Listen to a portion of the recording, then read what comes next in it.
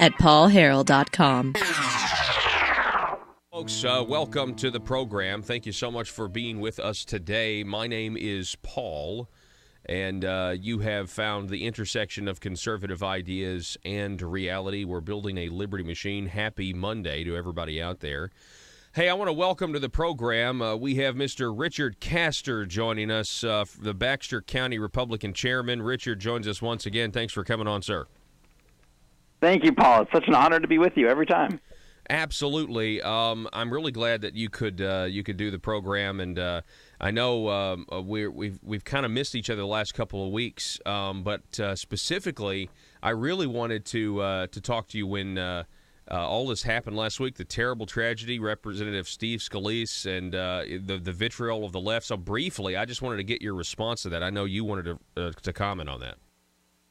Absolutely. Being in the media like you, Paul, we, I think, understand that there's a certain responsibility we have when we say things, right? And we always try to be truthful. We always try to lead the people in the right direction, have the right thoughts, and base our arguments in, good ideas and sound principles. And I think what we saw with Representative Steve Scalise and all those other great congressmen and senators up there with their attempted assassination, and that's what it was. Yeah. We call it a shooting, we call it a tragedy, but it was the largest attempted assassination in the history of our country. And I don't think we can let this milestone go by, because that's horrifying, and it should make us all really take a gut check and think about, what are we saying to the people when we're in the media? What are our arguments that we put on Facebook and Twitter? And if it leads people to violence, we should be held accountable for that. We've gotten to such a place in American society and in our culture, especially with and you hate to just blame the left and blame the progressives, but when you have Kathy Griffin chopping off Trump's head, when you have a play in New York City where Trump's being stabbed in the back to standing ovations every night, there seems to be something more than this. And I thought for a second during that congressional baseball game that maybe we were going to have a great American moment and really all come together. But that night, I don't know if you saw this, there was a truck in Indiana waving a Trump flag out of the back of it, and a car from Louisiana pulls up next to him and just starts with a pistol shooting into the car for no other reason than the police think because he disagreed with them politically. I mean, this can't go on. And I think from our county levels to our city councils, to our quorum courts and state representatives, we have to tell our politicians that words can hurt people. And when you start, getting your base to foam at the mouth and believe that your president is a traitor, and then as the evidence comes to light that none of it's true, of course people are going to snap. Yeah. That's the logical conclusion. And so, I really think everyone at every walk of life, this nonsense has to stop. We got to get to a better place. We have to get to some principles of normalcy where even if you disagree, you are respectable to the office. And the Tea Parties and everything the conservative movement's done since 2010, we've been held to such a high standard, right? And I'm fine with that standard. We should be above reproach. But that should land on both sides. It should be for, everyone involved in politics. Just calm down for a second. And we can't let this happen. Those were fathers and brothers and husbands. It just made me sick, Paul. I don't think we should just allow it to be swept away with the new news cycle. These things are important for us as a nation to really think about and talk to our children about why this isn't okay, and kind of come home and realize there are bigger things at play here, and we all just got to calm down a little bit. Yeah, I completely agree with that. We're talking with Richard Castor from Baxter County, the Republican chairman. I've kind of tried to analyze this a couple different ways. I can't really wrap my head around, everybody wants to know who to blame. And, as a guy in talk radio that says things that I believe are truthful, and I think the truth can provoke people to get angry, to get outraged. But it is the truth, and you take that compared to something like CNN, that put people in therapy by lying to them for 18 months, telling them that Donald Trump, there's no way he could ever win and he's a disaster, and ignoring all of the terrible things, that Hillary Clinton is and was. And then they had a choice. They could come clean and say, yeah, the way we're delivering you the news is dishonest, and it's not just CNN, it's others. But instead they don't. They double down, and they start, just whipping people up into a frenzy. And the thing is, it's not based on truthful facts. It's just based on trying to control a narrative and really indirectly control people. Mm-hmm. And it's crazy to think that the national left, whether it's the media or the Democrat Party, they live in a world where logical conclusions don't matter. When you look at whether it's tax the rich into oblivion, well, the logical conclusion says that we ran out of money, right?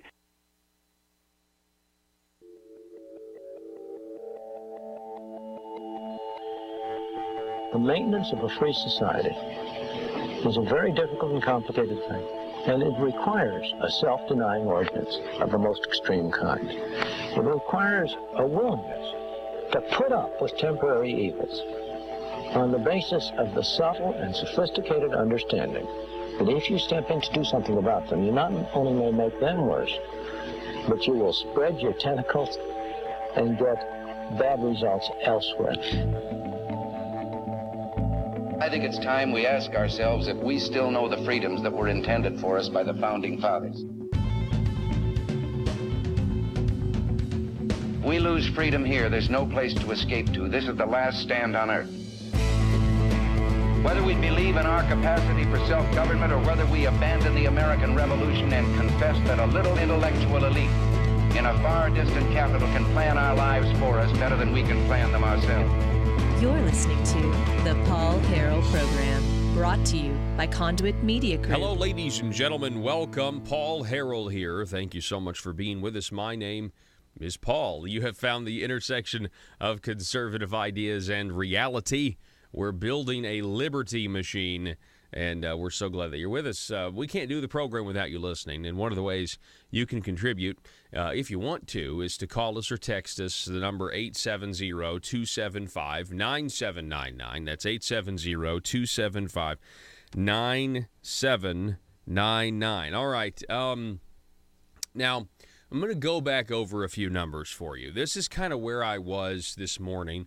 I made a few tweets. I was quoting, and you can follow me on Twitter at Paul Harrell 1776. I was quoting Mr. David Crow and his piece that he came out with a few weeks ago, or maybe a week or so ago. And we spent a little bit of time on these numbers, but I want to go back over them just briefly and compare them to some breaking news that happened today with the Independent Citizens Commission. That name, by the way, Independent Citizens Commission. I mean, that is meant to make, right? Doesn't that sound like fantastic name for a commission? Doesn't that instill all kinds of warm, trustworthy thoughts? Oh, well, they're independent.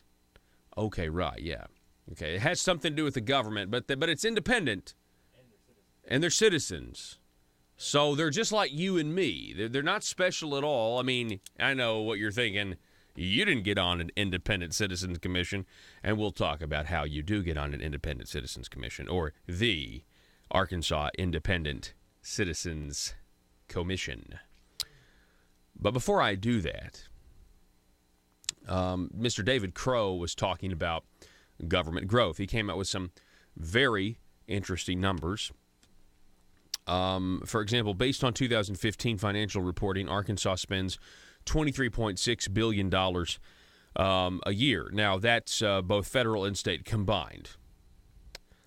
That totals to $7,935 per person. $7,935 per person.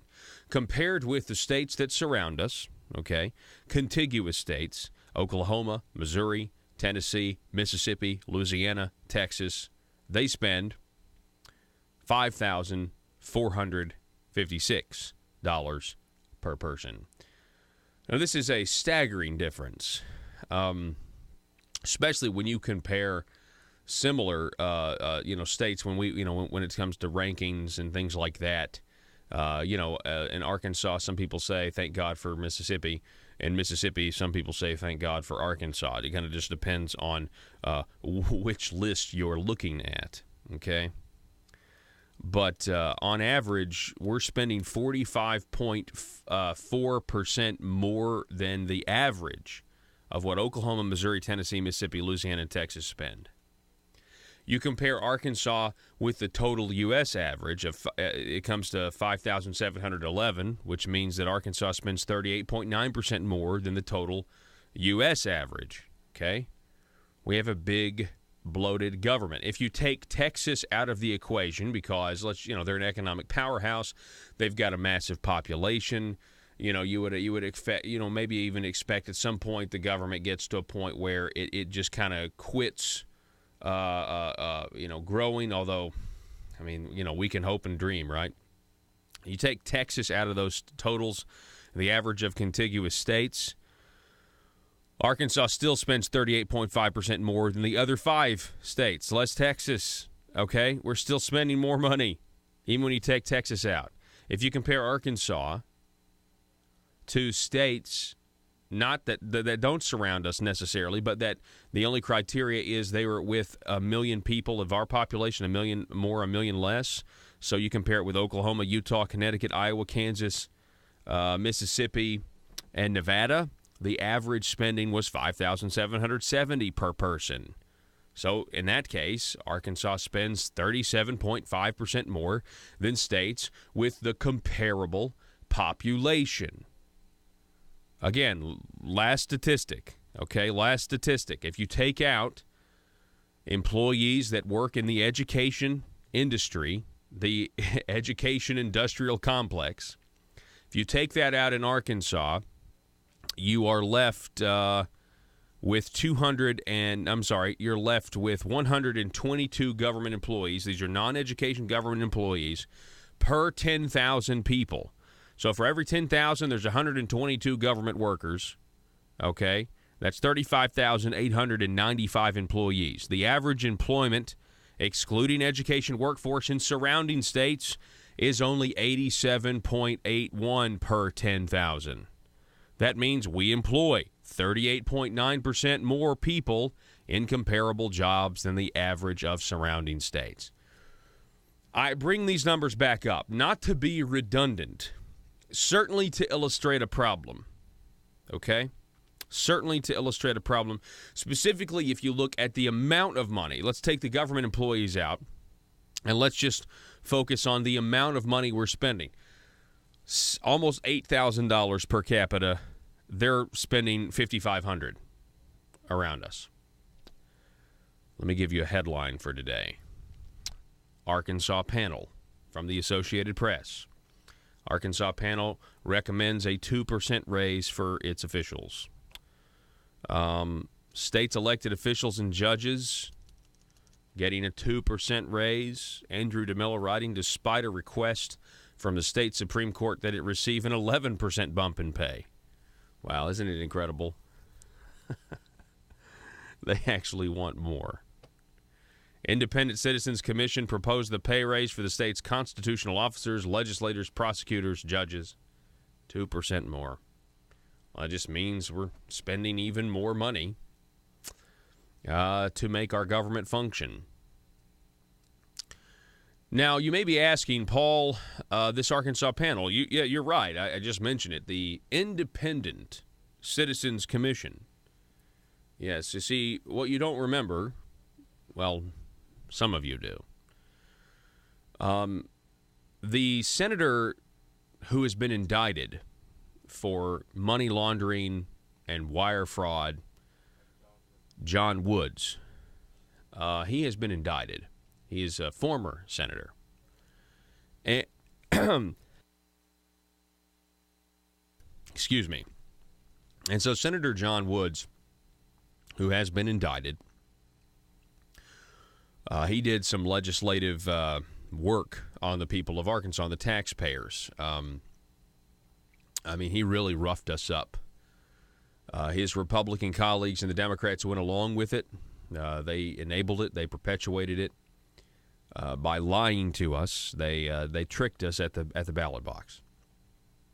That's why I threw such a fit this last session when a Republican who needs to be primaried, Dan Douglas, decided to try to float a gas tax that wouldn't have appeared on the ballot that we would all vote for, wouldn't have appeared as a gas tax. It would have, the title written deceptively, it would mention nothing of your taxes going up if you voted for it. And that's what happened with issue number 3 of 2015. This issue 3 of 2015 was so deceptive that it actually had people thinking we were voting for term limits, when in fact we already had term limits. And the language on setting salaries is probably even more deceptive, because the language on setting salaries read something like this: to prevent legislators from setting their own salaries. To prevent legislators from setting their own salaries. People said, oh, that sounds like a great idea. You see what they did? John Woods and the rest of these liars, they decided to prey or take advantage of their belief that you know that you don't trust politicians. So why would you want the politicians to be able to set their own salaries? Oh, yeah, that sounds good. If you even bother to read the long titles at all, the deceptive titles at all. And I called them liars because, folks, I mean, I know there are people that voted for this thing and maybe didn't even know. But look, if you're putting out a title, and here's the thing, it can't be challenged, not like a citizen-led initiative that can be challenged with the Arkansas Attorney General. If the legislature does it, we have no mechanism. It just appears on the ballot. There's nothing you can do. They can write the titles as deceptive as they want to be. I'm sorry if my words are harsh, but considering that the sponsor of this bill is now being indicted for lying and deceiving by taking taxpayer grant money and funneling it to a college, that college hiring a consulting firm, and that consulting firm then paying kickbacks to the senator for, I mean, it's money laundering. I mean, it's what happened. You have State Representative Mike Neal that's already pled guilty to this, all right? So, all that aside, this is the guy that wrote that created this headline today. John Woods, who has been indicted, is responsible for this headline that you're seeing today. Arkansas panel recommends 2% raise for officials. The Arkansas Independent Citizens Commission. So let's talk about the Arkansas Independent Citizens Commission here. I have it pulled up. Independent Citizens Commission, their purpose, Independent Citizens Commission was created for the purpose of setting salaries of elected constitutional officers, of executive department, members of the General Assembly, justices, and judges. You look over there to the right, and there, oh, by the way, you can look down there, see they had a meeting today at 9 a.m. That's why we also have this Associated Press headline. They had a meeting today, June 20th at 9 a.m., and then the news breaks that they're recommending that we pay our legislators more. Again, remember, we're spending $7,000 per capita to keep our state government running, and average states are spending $5,000. And they're going to say it's only a 2% raise. It's only 2% raise. Okay, so, but the good news is it's an independent citizens commission, right, Joe? I mean, I automatically feel warm and fuzzy about the fact that it's an independent citizens commission. Oh, what do you mean? Why is a commission bad, Joe? Well, I mean, we got to hear it because I can't. When I think of commission, I also it has a connection to the word committee in my mind. Like a group of people that get together to decide things that aren't really. And maybe they have a predetermined result. Exactly. Maybe it's kind of Soviet. Much like our tax farce. Yeah. I mean, the thing is, Joe. They're independent, though. You know what I mean? But who are these people really? Like the list of commission members, who are they? Well, I'm gonna let you know. So there's just 7 members. We can go ahead and read them. Let me go back here, because I just had it pulled up. So Larry Ross, I don't know who Mr. Ross is, but he's the chairman. Chuck Banks, He's a vice chairman. Mitch Berry, Barbara Graves, Stuart Hill, Brenda James, and Stephen Tipton. These are the 7 members. Now, if you read, when it says right there, read House Bill HJR 1009, those of you watching at paulharrell.com and Facebook Live, you can go there and you can click on it. Read it. It's a rather long bill, but when you read it, you'll find that the Independent Citizens Commission is appointed by the Speaker of the House, the President Pro Temp of the Senate, the Governor, and the Chief Justice of the Supreme Court. So at least 3 of those people we honestly don't trust. Oh, yeah, definitely. Which makes me think that these people on this commission are put there for a reason. Yeah, but didn't it say, go ahead and click on that. Can you click on read House Bill H.R. 1009? Because I want people to see this, okay? Because if we go all the way up and we say, let's see, read the title here. To amend the Arkansas Constitution concerning elected state officials, prohibiting members of the General Assembly and elected constitutional officers of the Executive Department from accepting gifts from lobbyists. That was a big sham. And defining key terms relating to that prohibition, prohibiting members of the General Assembly from setting their own salaries. Highlight that part, Joe. Prohibiting members of the General Assembly from setting their own salaries. Now, last time I checked, Joe, and help me out here, the President of the Senate, Jonathan Dismang, he's a member of the General Assembly, and so is Speaker of the House, Jeremy Gillum. He's a member of the General Assembly. And they get to appoint 2 members each to this committee. The governor gets to appoint 2 members, and that's 6. And the Chief Justice of the Supreme Court gets to appoint 1. And it's all in this piece of legislation that you see before you. So there you go. I mean, I call that deception. I think we were all brought up and raised to believe that that is deception. But these people in positions of power want you to believe that it wasn't. And again, the guy who brought you that bill, go ahead and scroll up to the top of that bill. Let's see who it was. Representative Warwick Saban in the House and Senator John Woods, indicted Senator John Woods, brought you that issue number 3.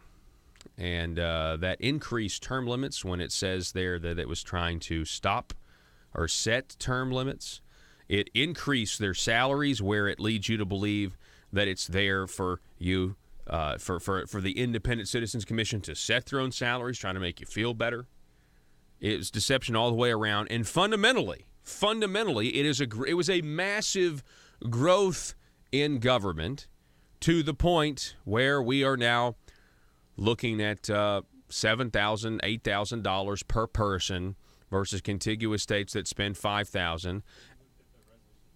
And then it gets to this headline here. Go back to that headline. Arkansas panel recommends 2% raise for officials, and there we are. Enough. I mean, it's never enough. It's never enough. Government doesn't want to stop growing or contract. It just wants to keep growing. Right here in little old Arkansas, folks. Little old Arkansas. Folks, you hear it every day about ransomware, cyber attacks, and I just want you to know that you don't want to get to work, and you don't want to find that some cyber threat has popped up, has been running all kinds of scripts, programs, whatever, while you've been gone. Your data's completely locked up, and you got to, turn around and call somebody and be like, how do I buy Bitcoin to get my data back? Just don't even get in that situation, and it's rampant. You don't know what your employees may or may not click on, by the way. So I would just encourage you, because they're getting more sophisticated by the day. iTex, they are the techs to trust, and they will talk to you. They're an Arkansas company, and they'll talk to you for free, a free consultation. And they can be your managed service provider. They can help you do this all with an affordable, predictable budget, so you won't have these unpredictable, huge spikes in your IT spending when a crisis happens, okay? iTex understands that protecting your business means protecting your data. And you need to ask yourself the question honestly, is your business really prepared right now to handle the growing threat of things like cyber criminals. And you know what? The answer to that question may be yes for you, and that's great. But I got a feeling for a lot of our listeners, business owners, the answer is no. iTex is committed to deploying the best cybersecurity solutions to protect your business, and that, ladies and gentlemen, protects your bottom line. Give them a call today. The consultation is free. iTex, 870-336-9778. That's iTex, 870-336-9778, or itexusa.com. Back in a minute. Come to Triple R Furniture and see our sofas, recliners, bedroom suites, and more. At Triple R Furniture, we'll deliver up to 50 miles away, and we're here to help you with all of your furniture needs. Triple R Furniture gives you the option to buy furniture outright or rent to own. We strive to make the financing process as easy as possible, which is why everyone is approved. At Triple R Furniture, we offer financing terms for 3 months, 6 months, and 9 months. We also offer a manager special. Come see us at the Highland Shopping Center in Highland, Arkansas for details. Customer satisfaction is our top priority at Triple R Furniture. Call us today at 870-856-8003 or find us on the web at triplrfurniture.com. Arkansas small businesses are tired of taxes that are too high and regulations that work as obstacles to small business success. If you own a small business, it's time to take action. Now, I'm not talking about the local chambers of commerce. I'm talking about an organization that's actually run by small business owners and are fighting for small businesses right here in the state of Arkansas. They're called Conduit for Action, and they're on your side. Conduit for Action is here not to get something from the government, but to be left alone by the government. Think of them as your personal advocate for limited government at the Capitol in Little Rock. If you're tired of all the politicians talking with no results and ready for action, start outsourcing your government affair needs with Conduit for Action. Go now to conduitforaction.org and click on Contact Us on the right side of the page. That's conduitforaction.org, and stand up for small business in Arkansas.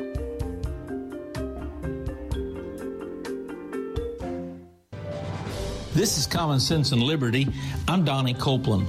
The Republican Party of Arkansas has something called a platform, and it's basically what they believe. Things like lower taxes, right to own and bear arms, encouraging individual responsibility and initiative. Yet in this legislative session, we see Republicans fighting against the right to own and bear arms by amending over and over the campus carry bill. We see instead of lowering taxes and fees being raised 8 different times. We see the attack against individual responsibility and initiative by continuing to embrace Obamacare Medicaid expansion called Arkansas Works. So what we need is not conservatives or not Republicans, because those names don't seem to mean anything anymore. We need platform Republicans. This is Donnie Copeland for Common Sense and Liberty. Want to go back and listen to previous shows? Apple users can subscribe to our podcast on iTunes. Don't have an Apple device? Head on over to paulharrell.com and click on Podcast. It's free and available 24/7 because the Liberty Machine never sleeps. Yeah, so Joe, I don't have that in front of me, so if you can throw it back up there. I just want our listeners to see. I know we're going to be up against a hard break here in a minute. The reason this headline is so disturbing about how the Independent Citizens Commission, so feel good about it, recommending a 2% raise for officials. Zoom in on that so we can see. Is they when this initially happened, they recommended giant increases. So this 2% raise for officials comes after a giant increase in salary a couple of years ago. I mean, you see right there, this is from 2015, where the governor goes from making $87,000 to $141,000. The lieutenant governor goes from making $42,000 to no change. The only person that doesn't make more money on this is a lieutenant governor, just staying at $42,000. The attorney general went from $73,000 to $130,000, and then just look at the president pro temp of the Senate, going from $17,000 to $45,000. Speaker of the House, $17,000 to $45,000. Let's see here. Yeah, I mean, you know, they've already made these giant leaps. I mean, it's just crazy. And so, but you know, what's 2%? When you've gone this far, what's 2% more? And that's their thinking. And we just got to say enough's enough. We got to go to break. We'll be back in just a moment.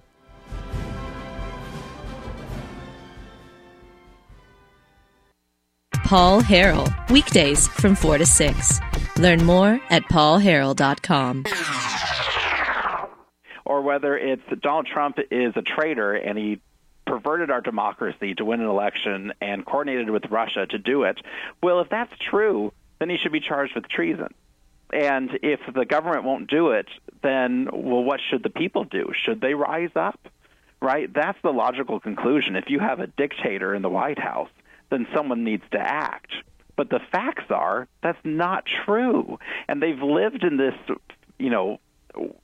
strange world where this echo chamber where they could say whatever they wanted to say and accuse Trump of, as long as there was a question mark at the end of it, they could say whatever the heck they wanted to say. Well, now we're seeing the fruits of that. We're seeing the logical conclusion to that. And it's got to stop. We've got to get to a place where we focus on what's most important. And, to go from, did you see the news it came out about 15 minutes ago, Paul, with Otto Warmbier, the young kid that went to North Korea and got arrested. He passed away a couple of minutes ago. Oh, my God. And, our hearts and prayers go out to his family and all his loved ones. But he sat there in North Korea, brain dead, for, I think it was like 14 months while Barack Obama was in office. And it took Trump less than, I think, 200 days to get him on American soil. And, those are the things our country should be thinking about and focusing on his family and making sure our kids never get put in a situation where things like that can happen. So, there's a lot of things our nation should be thinking about and praying about, and having to worry about our congressman playing a baseball game and getting shot at shouldn't be one of them. Yeah, you're exactly right.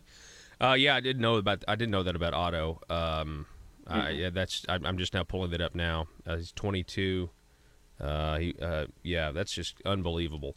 And watching his sentencing, I'm sure we all remember it when he just broke down in tears in North Korea when he got sentenced to life in hard labor, and just watching his tears. As a young boy who does stupid things once in a while, that really got to me. Yeah, and it really kind of reinforces, that there are so many places that are much more worse off than our great country. And you look at the North Korean the Korean Peninsula at night, and you see what that border represents, an idea, and this idea is what we're defending, this idea of freedom. And honestly, in our country for a long time, it has been under attack.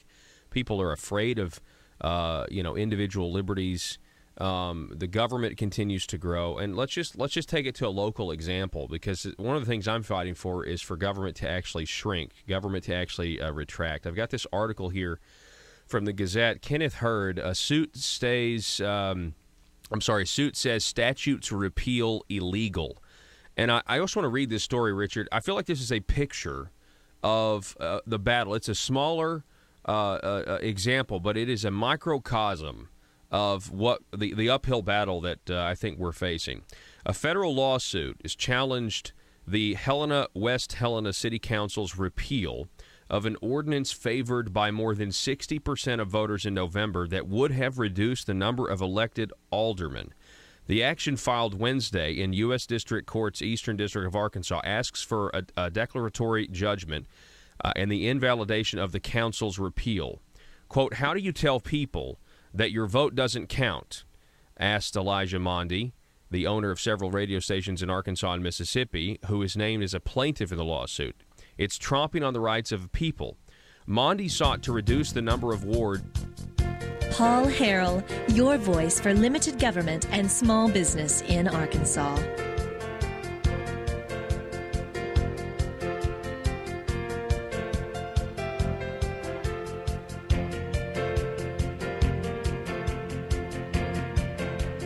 All right, folks, welcome back. We told you about a story Friday that I want to bring to you now. There's a headline, though. Brian Fanney, state legislators' files are sought. This has to do with the Bureau of Legislative Research. Now, the current head or the director of the Bureau of Legislative Research is Marty Garrity, okay? And in an interview Friday, Marty Garrity the director of the Bureau, said that there are requests related to an ongoing investigation from federal entities. I can only assume that means the FBI. Quote, we have generally been notified that we may be approached for confidential working papers of members.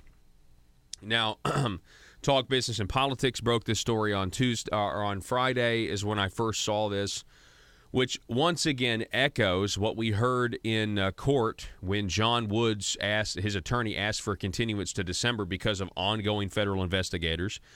We've had the reports of the FBI executing search warrants on the Central Arkansas Planning and Development District that is tasked with handling General Improvement Fund money.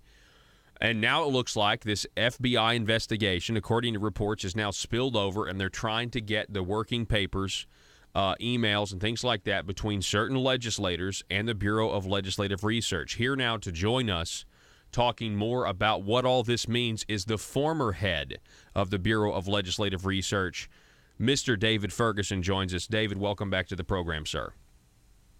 Thank you. Hello, Paul. How are you doing? I'm doing good. I'm also thankful that you came on the show because you're an invaluable resource, having been a part of every law down there for decades. I mean, I'm sure some of them you don't want to take credit for, but I mean, you're there as a neutral arbiter, a resource. And so David, did you hear about this story of the FBI or some federal entity wanting documents from the Bureau of Legislative Research, and what are your thoughts on it? Well, I saw the article in the Arkansas Democrat Gazette and the Talk Business article too. First of all, I think the Bureau is doing just what they need to be doing. If you're familiar with the Bureau of Legislative Research, they do all the research and the bill drafting for the legislature.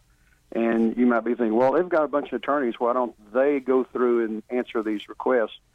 It's one of those things where they're certainly capable of doing it, but it would really put them in a bind because they're there to represent each legislator as they do their projects. And if in one instance you release information, they're going to think, well, you're being unfair to me. If you don't release information, somebody will say, well, you're trying to protect somebody. So it just would put them in a bind. So getting an outside counsel, they can be mad at the outside counsel instead of the Bureau staff that's just trying to serve them. Yeah, and that is the initial that was the initial story. Talk Business and Politics, I think on Friday they said that, hey, this was just a routine thing where the Arkansas Legislative Council approves them asking to get an outside counsel to handle this. But, hey, that's an interesting take, okay? So you're saying this way none of the legislators that they're going to have to work with in the future, unless, I mean, who knows, maybe some of them go to jail, that they're not going to be mad at them. The outside counsel will decide. And of course, what do you know about the Freedom of Information Act concerning this and a criminal investigation? I mean, what if this is a criminal investigation? Well, first of all, there's two laws. One is a Freedom of Information Act exemption for the working papers of legislature, and then the legislature came back and had another law that FOI exemption for everything that the Bureau, House, and Senate legislative audit holds that's related to a bill drafting request or an information request, research request.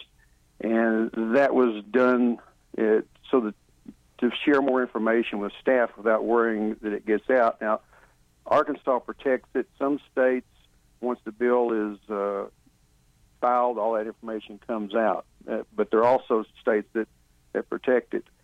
Let's see, what was the second part of that question? Well, a criminal investigation. I mean, what happens when? Oh, okay, yeah. Okay. Well, I think that once you have a criminal investigation, they're going to be able to come in and get it. If there's a certainly a subpoena, they're going to end up having to answer that. But there's another piece to this legislation that's really quite confusing. Well, it just hadn't been tried. Not only is the information held by the Bureau and the other agencies exempt from the Freedom of Information Act, it goes on to say, and it is confidential. Well, what does that mean? How far can you protect it under that state law of being confidential? So that that leads to be a little bit more of a fuzzy area, and it's just another good reason to have an outside counsel taking care of it. So in your opinion, and I guess my question is, so is it possible, in your opinion, if the FBI is involved in a criminal investigation, is there a good chance that the emails that they're after, wind up in the government's possession, in the federal government's possession? I think it will, but let me kind of take a sidestep here and say that everybody's talking about this being a General Improvement Fund grant investigation. The Bureau of Legislative Research is going to have none or almost no information about that, because they will prepare bills that says, here's how much money you transfer to this agency or entity, and then it's only after the legislature goes away that the legislator works individually with those agencies or entities to divvy out the money. So the Bureau really doesn't have anything to do with that. The only other thing I can think that the FBI might want to find out is the Bureau maintains the email system for the legislators. Every one of them is at least offered an email account. Most of them use it, but they primarily use their own accounts, most of them, because they get so much email on these, they just don't even use them. But it's possible that they will be wanting to get into those email files of legislators. That could have I mean, that's huge news. I had noticed. So the Bureau of Legislative Research actually administers the emails of the legislators, and so if that's the case, this could be a much broader investigation than general improvement funds, because you just said they really wouldn't have anything to do with general improvement funds because they would just help write the bill, and that's it. After that, that's up to the wink and a nod and the economic development community centers or whatever. So that's huge news, David. Well, now that doesn't necessarily mean that the FBI isn't just covering their bases, trying to end an investigation and saying, well, we need to just cover our bases, find anything that might help us with the timeline, and just ask for these files. And there's a possibility that, say, a certain entity or a person is responsible for some funny money in a GIF. Well, did that legislator have other relationships with that person, and can we find anything else on that? So it could be GIF related, just as they're just trying to close out their books. But at this point, the FBI should know that staff would not have much of anything to do with it. Now, there's the other possibility, and we've seen this before, where you have an investigation of state legislators, and the investigation breeds some more investigations. And, so it could be about other bills or other research projects, timelines. Did somebody get involved in an employment or a contract before or after something happened? I'm not saying that it has broadened, but we've seen FBI investigations go into other things before. So, and I'm talking about the 1990s. Okay. Yeah, can you elaborate on that? I mean, David Ferguson, ladies and gentlemen, former head of Bureau of Legislative Research. You were there for 30-plus years. Can you? What specifically are you referring to in the 90s? Well, in the late 1990s, there was a session called Grab Fest. Huckabee was the governor, and the Democrats were in control, and they just run pretty much roughshod. And one of the pieces of legislation run through was wanted to create a guardian ad litem program within the Ministry Office of the Courts. Guardian ad litem had to do with representation of children, I think, in divorce cases. But what happened, because nobody had asked for it, and the legislators created it, a number of legislators lined up along with some of their friends and got contracts to operate this program. And then that's when the FBI came in and started investigating that, and there was some legislators that went to prison. There's a bunch of them that didn't go because they were given being witnesses, and there were a lot of people being talked to, investigated. In fact, I tell people that during that time, there were so many worried legislators losing weight that I thought we had become a Weight Watchers group up there. But there's a big investigation. But what happened toward the end of it, it could have been totally independent, but because everybody was focused on these corruption charges, two more investigations popped up. One dealing with the sale of some property to a state agency by a legislator, and another one that dealt with trying to solicit bribes from greyhound racing dog owners. Gosh. And both of those got some guilty pleas in those. So other things popped out. So it could just be the final throes of an investigation at GIF, just covering the bases, or it could be an expansion into other things. So you're saying, so this 1995 or 1997 power grab, the FBI investigated that, and you called it Grab Fest, and then they found more. That investigation led to other investigations. So, I mean, that's interesting, David. I mean, I got to tell you, because I was thinking to myself, kind of like you, why would the FBI be wanting the Bureau of Legislative Research if this is only about GIF? So you're saying, according to your opinion, and correct me if I'm wrong, two possibilities: the investigation's now broader, or they're wrapping the investigation up and they're just using these emails to try to get a solid timeline of what happened. Yeah, they could. And of course, here's another wrinkle. They may have solved this since I left, but the Records Retention Act for the state government doesn't apply. At least when I was there, it did not apply to the legislature, and I wasn't able to get anybody interested in a retention policy. So basically, you could have one staff person that just kept their email box emptied out every day, and some would keep it for 2 or 3, 4 years without ever looking at it. So what exists and don't exist, I don't know that they would necessarily have a complete list. But last question. So can you just elaborate just real quick on how the Bureau is in charge of the individual legislators' emails? I mean, does that mean the server is in the BLR's office? I mean, what can you tell us about that? Yeah. Well, again, they could have. I left in 2012, and they could have changed it or given more authority to the House or Senate since then. Okay. So there could be changes, but it's on the server. It was at least on the server of the Bureau of Legislative Research, and it was even kept away from what is the computer services of the whole state, DIS or no, I can't think. But anyway, it was off of the main government thing, only on the legislative system. So the Bureau of Legislative Research maintains those accounts, sets up the accounts. If they say, hey, I've got trouble with my email, it's a bureau that goes in and takes care of it. They all are issued a government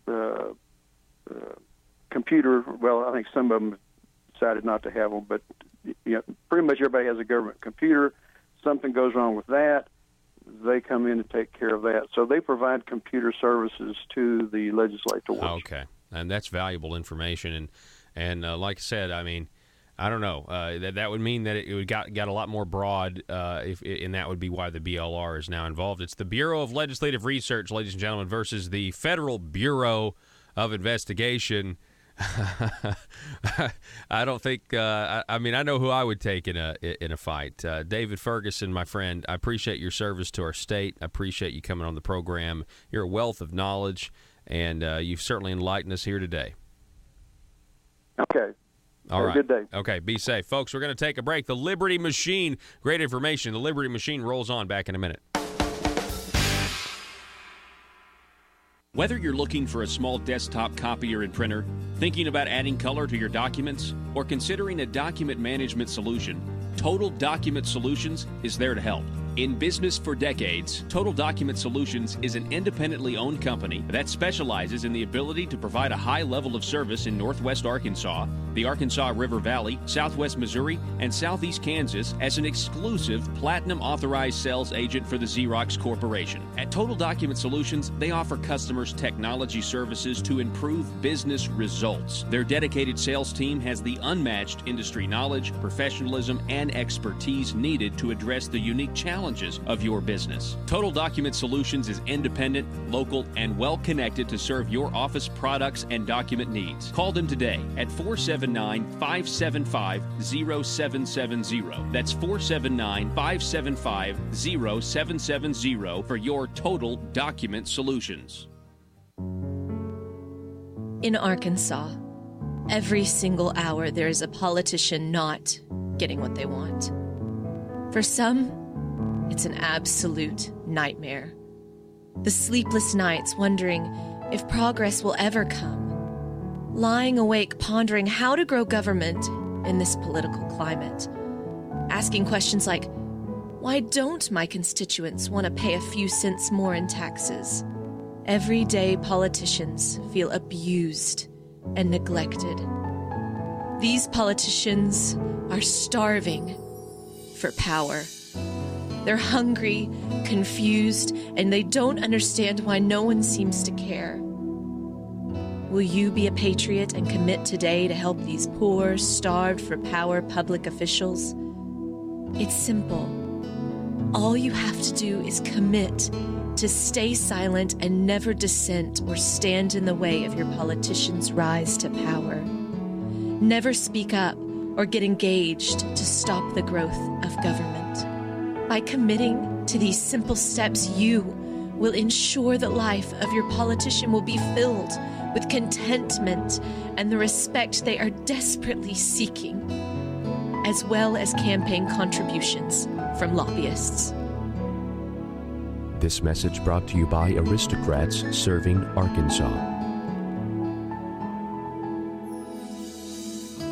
PHP Parody.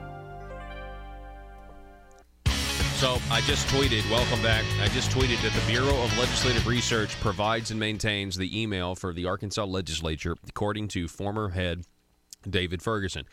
This could signal that the FBI investigation in Arkansas is broader than just general improvement funds involving John Woods, Mike O'Neill, Ecclesia College, and others. So that's pretty big news. And David Ferguson, being there for decades, he has an interesting perspective. As a matter of fact, over at Conduit for Action, he referenced in that last segment a power grab. Okay, that's costing Arkansas taxpayers millions on pet projects. Okay, so check this out. He wrote an article about it, or there is an article about this grab fest. Right, over at Conduit for Action. 1997 session of the Arkansas legislature has been called Grab Fest. The media primarily remembers Grab Fest for legislation passed to financially benefit some legislators and enrich themselves from a $3 million program to provide lawyers for children involved in custody disputes. A number of Arkansas legislators were indicted or investigated, and some went to prison. That's what he's referring to. But then he goes on, but Grab Fest was bigger than just that scheme. Grab Fest describes the whole 1997 session in which Democrat legislative leaders sought to gain budget control against a Republican governor who had not been elected to that position by the people. On July 15, 1996, Lieutenant Governor Mike Huckabee became governor after Governor Jim Guy Tucker resigned due to criminal conviction. Huckabee faced a state legislature that was overwhelmingly Democrat, and many of his agency heads were still holdovers from the Tucker administration. Legislative leaders knew the budget better than Huckabee and knew many agency heads better than Huckabee. Legislators seized the opportunity to take control of the state budget. Taxpayers are still paying dearly for GrabFest because of the grab of power over the General Improvement Fund, which was primarily used for one-time expenditures or state agencies or for state agencies. By the way, this idea of just doling out money, I don't know if anybody saw this. We'll cover this in the next hour. Governor Hutchinson recently using his emergency fund to give to private colleges. Let me say that again. Governor Hutchinson has recently used his emergency fund because there was some sort of emergency for 3 colleges. We'll talk about the emergency that required Governor Hutchinson to use his emergency fund to give money away. Must have been a disaster or something.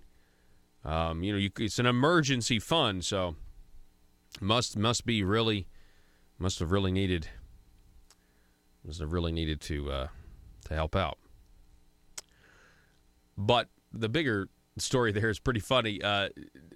He's giving taxpayer dollars to colleges. I don't know. Is ecclesia the rule here? I'm just. You'd think though it's a pretty bold move, right? I mean, considering there's people being indicted for giving taxpayer money to private colleges, you would think that maybe you'd be like, I'm going to wait for this to blow over before I give any money, even if it is totally legitimate to private colleges. Just a thought. General Improvement Fund changes for the worst. This article continues.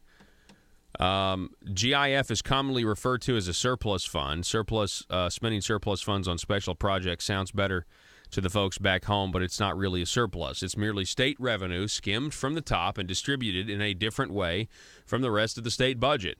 GIF was for one-time state expenditures that governors and legislators did not want to add into the agency's regular general revenue budget because the extra funds would inflate the agency's budget for the future. Another reason politicians like GIF funding is it allows the general revenue budget to look smaller. Then and now, public officials brag how they have worked to hold the line on general revenue budget while hundreds of millions more of taxpayer dollars are spent through GIF. So how did GrabFest impact GIF? Well, before 97, all the projects in GIF, whether requested by the governor or by a legislator, were lumped together in one list, and both the governor and the legislature had to cooperate on GIF spending priorities. In Act 1356 of 1997, the legislature took control of part of the GIF money, or otherwise known on the streets as a re-election fund, by creating a legislative division of the GIF, an executive discretionary division of GIF. In 1997, the legislative division was primarily about which projects would get funding priority and giving legislators and not the governor credit for many GIF projects because Mike Huckabee was a Republican and he was in office, and so the Democrat legislature, boy, can you imagine? I mean, yeah, we can talk about the scheme here, but the Democrat legislature knew that Republicans were the opposition party. How many Republicans in power now know the Democrats are the opposition party? You can't really tell that they do because they appoint Democrats to the heads of committee chairs. And then when the county committees change the rules, they get those Democrats that want to keep their chairmanships to switch to the Republican Party, which we can talk whether that's good or bad, whether you really are a wolf in sheep's clothing. But hey, you know what? If you're a new convert to Christianity, you don't get the next Sunday to deliver a sermon to everybody. Okay, that doesn't typically happen, right? There's something called discipleship, right? You don't convert to Christianity and then all of a sudden you're an authority on Christianity. You get to you're not all of a sudden the pastor of a church. You don't get ordained as a minister. Yeah, we had Democrats switching to the Republican Party, and they immediately get the heads of committee chairs. It's unbelievable. My point in all this is if you go back to 1997, the Democrat Party knew that the Republican Party did not represent their values. And now the Republicans have massive majorities, and Asa Hutchinson and Jeremy Gillum and Jonathan Dismang, they don't seem to really worry that Democrats represent the opposite of what they want. As a matter of fact, there is so much overlapping of their agendas. It's not limited government. We got to take a break. We got one more hour coming your way next. Check out that article, though. It's really good, and we want to thank David Ferguson coming on the program. A lot of insight. Big news. It's big news to me. I mean, he said, I didn't know that the Bureau of Legislative Research maintains the email system and provides emails, and it's on a separate server. Did you hear him say that? From the rest of the government. That is why, speculatively, the FBI is going into the Bureau and asking for these working papers. That is why the Bureau has hired outside counsel so that they can dot all their I's and cross all their T's. And that is why it may mean that the FBI investigation has become much broader than just general improvement, re-election slush funds, and laundering money through consultants and Ecclesia College and everything else. Back in a minute. Rush, Glenn, Sean, and Paul. This is Jonesboro's 1013 FM News Talk, KBTM. Paul Harrell, weekdays from 4 to 6. Learn more at paulharrell.com. In Helena, West Helena from 5 to 3, and the number of aldermen from 10 to 6, and gathered enough signatures to place the issue on the city's general election ballot in November. Residents favored the measure, voting 2,465 in favor, 1,561 against. Aldermen, however, voted 9-0 on December 20th to repeal Ordinance 1-2016 after several said they were concerned that the reduction of seats on the council would be detrimental to the city. Listen to this quote. Quote, "It doesn't benefit the public," Alderman Don Etherly said in December after the vote. "The ordinance preys on people's dislike of government, but people don't know what would happen after they voted for this." So we have somebody in power, Richard, who doesn't like it, and the people just don't know how much they're getting from government, and they don't know what they've done. What's your response to this story? You know, I think to really understand it, and for the average listener to understand it, we got to go back to the history of Arkansas, if you'd bear with me, Paul, for a second. So Arkansas, our original Constitution, was kind of set up as a product of the progressive movement back in the day. And it set us up as a county level. Each county is its own little state within the state. You can think of it that way. And it was set up as a pure democracy where everyone would show up and everyone would have a voice. Well, you'd have 100, 200, 300 people show up and argue and nothing would get done. And so then we got the quorum court system, and we kept the titles county judge and justices of the peace, and they went from usually handling cattle disputes to now being something like a councilman or an alderman. The cities are much the same way in the history of Arkansas. So when the present-day Arkansas Constitution came to be, it made it to where the people are at the same level with authority as their city councils, as their quorum courts. But what judges have said who have fought in cases like this have said that, well, if the people decide something, the city councilman or the county judge or the quorum court member, they don't have the authority to overrule the people's voice. And Paul, in all honesty, if someone wants to Google me, I've been on the other side of court cases like this, where I didn't want a vote of the people to go through. But a judge looked at me and said, if you don't vote to approve what the people have voted for, we're going to throw you in jail. And they've done that in the past. And there was, I think, over towards Fayetteville, I forget which county it was, they threw 3 quorum court members in jail because they went against the people's vote. So I would tell these aldermen to be very careful, because I'm no legal scholar, but whether you agree with it or not, when the people speak in Arkansas, Arkansas's Constitution is very clear. They speak with authority. And for these aldermen to be so ignorant of that, not only that, but for their principles to be so wrong that unanimously they would circle the wagons and protect their own jobs, protect their, I think they make an average of $175 per hour when they're in session. Wow. That's ridiculous, right? They don't need that many. And if the people are saying, we don't want that many of you there, we don't want to pay that much, we'd rather take that $175 per hour and fill the pothole up the road, then the people have the right to do that. Yeah. So saith the Arkansas Constitution, tough luck. You know, and so hopefully they'll get a judge who's worth his salt, and he will throw this out, and half those people will be fired. And what a great day for Helena, West Helena, when that happens. Yeah, no, because these people don't need to be sitting there. Well, it just goes to show you. I mean, you know, the people who are in government, they think that they are the most secure. They are not expendable. that they are so necessary. And I hate that because, there are some people in government that recognize that it's supposed to be limited. They're trying to do their job for their constituents. But then there are others, and I think it's the status quo, the typical person in government. I'm sorry to say, it kind of feels like they think that the government exists all for the benefit of the people, and that's not necessarily the case. I mean, if it wasn't for the people out there working, paying taxes, producing things, there would not be a government, right? There wouldn't be any money to fund the government. Mm-hmm. Absolutely. And I mean, just the arrogance of that statement from Alderman Don Etherly. It doesn't benefit the public. So just that right there tells you that he thinks he is the be-all, end-all of what is good for the people. He says this ordinance preys on people's dislike of government. So he's saying, listen, the people don't know what they're voting for. They're basically an angry mob who hate us, and we're not going to listen to them because we're the boss, not the people down the street. Yeah. Right? Not the people who actually pay us to be here or elect us to be here. I still hope that 2,465 people are just angry about this and ready to kick out every single one of those people that voted this way. I mean, this should be the front page of every newspaper, right? They specifically went against the will of the people, so much so that they repealed the ordinance the people.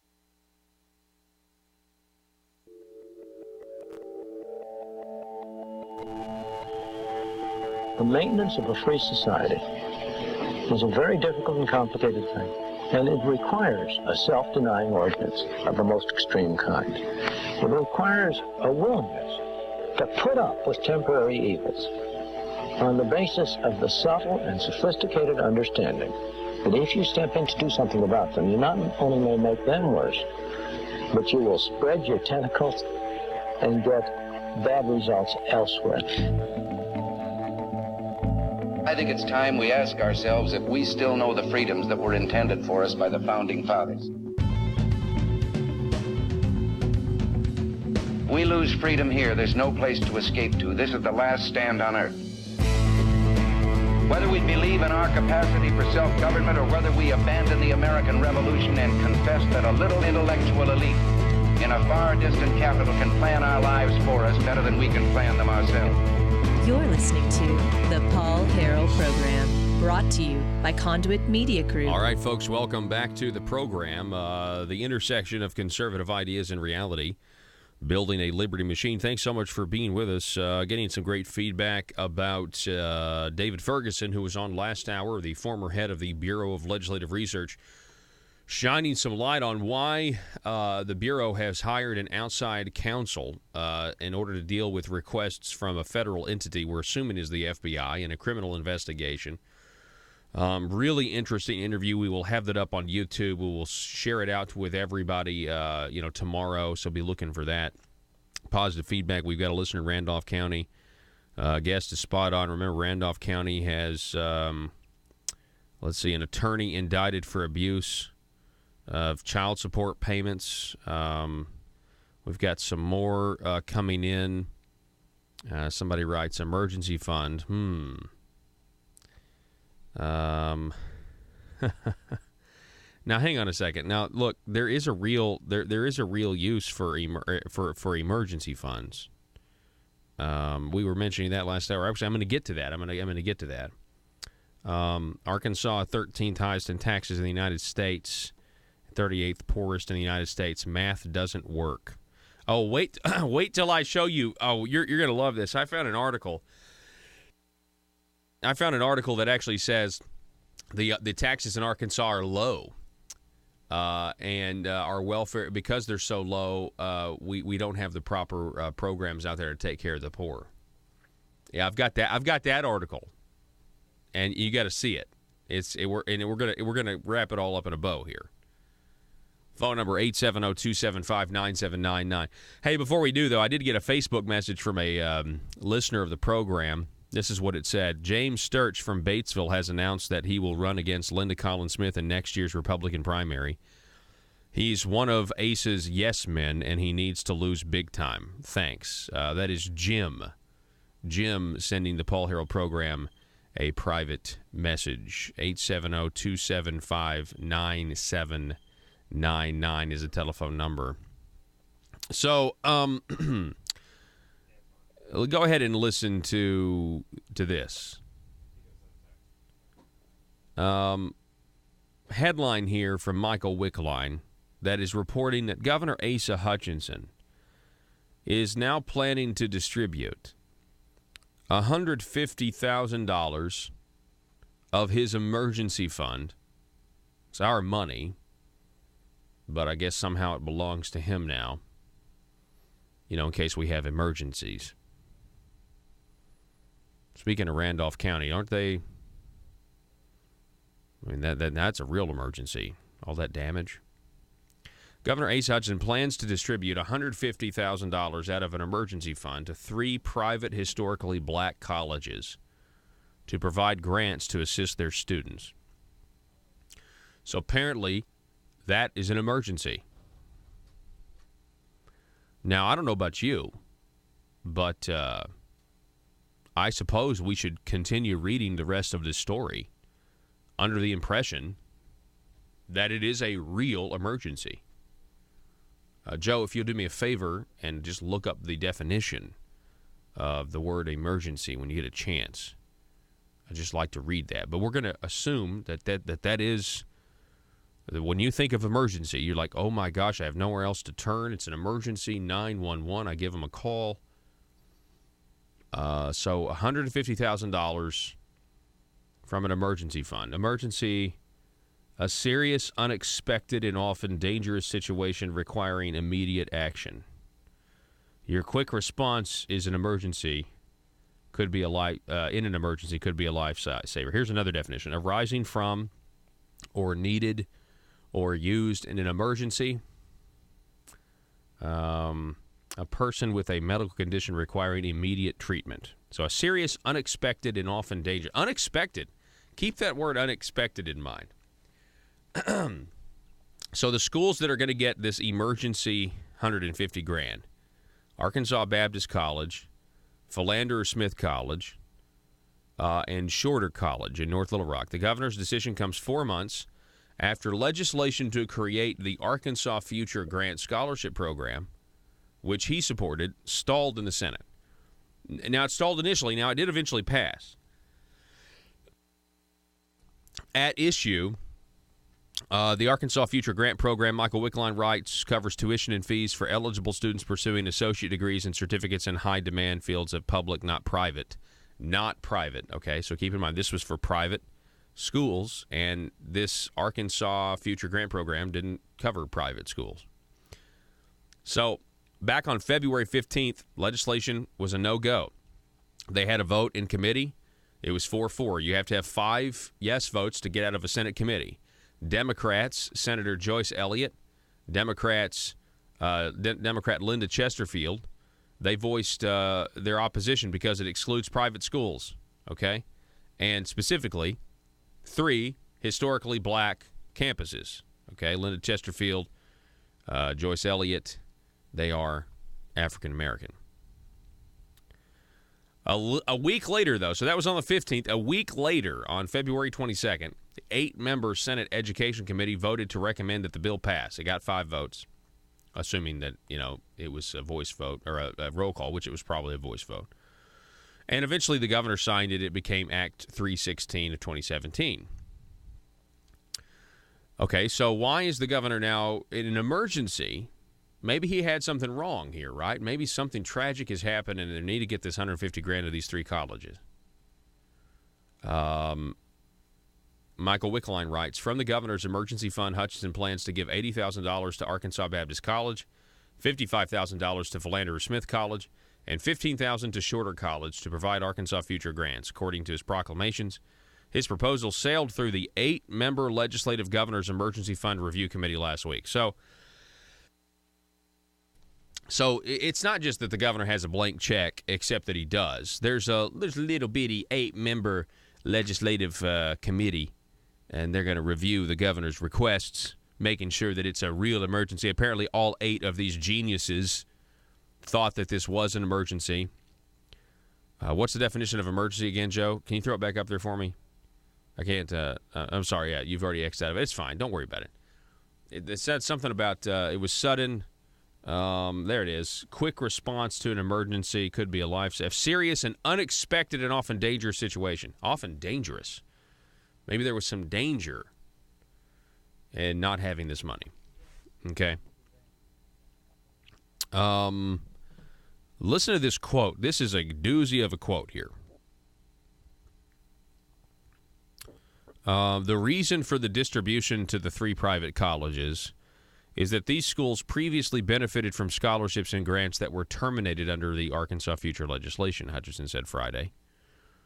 And he said this in a written statement in response to a question about whether giving emergency funds to 3 schools was part of a deal with Democrats to unstall the bill in the Senate Education Committee.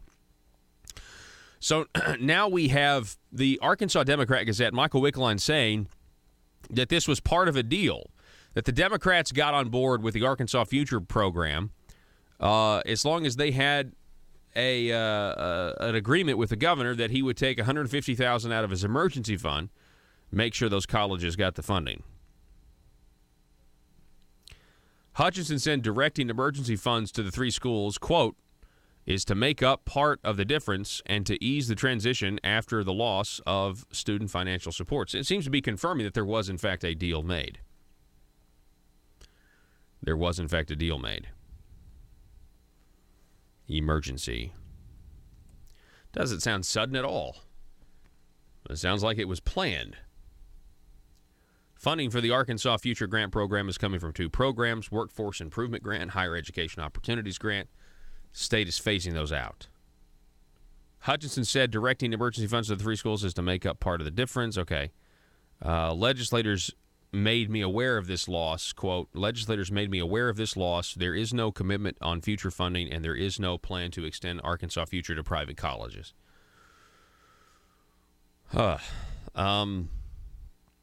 As for an agreement, listen to this, Michael Wickline. As for an agreement between Hutchinson and Democrats to get the Arkansas Future Grant Program bill through the committee, Elliott said, Joyce Elliott, Democrat, quote, I wasn't certainly going to support it without getting something, end quote. She wasn't going to support it without getting something. Well, that's the way it works in Little Rock, the Marble Palace. She got something. She got something. Then we get Uvalde Lindsay. He said Hutchinson opposed amending the bill to include private colleges, but the governor indicated that he would make them whole. Quote, Uvalde Lindsay saying the governor indicated that so the deal was real, he would make them whole. Now, that doesn't seem like a sudden development that would require. It seems like they planned to have this money come out from the emergency fund. And I don't know if there's any way you can plan an emergency. I think it ceases to be an emergency, would cease to meet the qualifications to spend an emergency fund. Now, maybe they want to rename the fund to the governor gets to do whatever he wants fund. Maybe that's what they want to name, and that'd be fine. I mean, I would oppose that, obviously, but I mean, isn't it funny? We talked last hour, the Independent Citizens Commission just recommended a 2% raise for state legislators and constitutional officers. And that was created by a deceptive piece of legislation. But it's the Independent Citizens Commission. Never mind the fact that the Independent Citizens Commission that made the recommendation for the raise is appointed by the legislature. The people that make the decisions of whether or not you get more money from us are Jonathan Dismang, Jeremy Gillum, Asa Hutchinson, and the Supreme Court Chief Justice. So, but don't worry, it's the Independent Citizens Commission. So you should feel good about it. It's independent. They're looking out for you. They don't answer to these guys, even though they were appointed by these guys. Also feel good that if the governor does spend something out of his emergency fund, it is, in fact, an emergency because it's called the emergency fund, stupid. Since he became governor in January 2015, Wickline writes, Hutchinson has set aside more than $750,000 from the governor's emergency fund for more than 20 agencies and groups. Okay, so sometimes it does get used for an emergency, right? The tornado debris removal. Okay, that is certainly unexpected. Tornadoes are unexpected. So he spent money on that, right? You've also got money in the future during the past 20 years. Listen to this. During the past 20 years, the most spent out of the fund was $868,483 in fiscal year 2001.